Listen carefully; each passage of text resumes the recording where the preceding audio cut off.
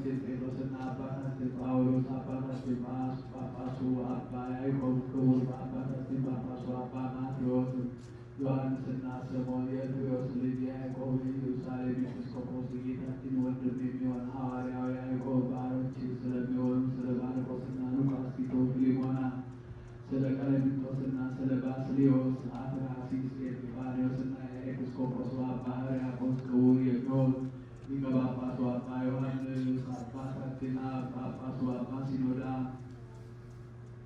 አነዋወራቸውን ታቀናዘን ዘወትር ጌታናቸውን በአዛት አሸብዘን እኛንም በእነሱ ጸሎት ትምረት ለዘላለሙ።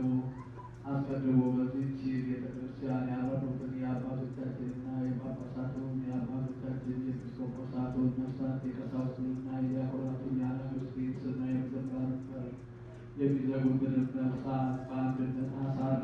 አቤቱ አንተ የተሰወረውን የምታውቅና በቅዱስ ትንሣኤ ያስነሳቸው ቅዱስ ሥጋን ለመቀበልና ክቡር ደሙን ለመጠጣት የተሰበሰብን እኛንም ፈቃድ ከሠሩ ሰዎች ጋር በቀኝ አቁመን ሕፃናቶቻችንና ጎልማሶቻችንን አሳድግ። ዕድሜያቸውንም አርዝም እስከ እርጅና።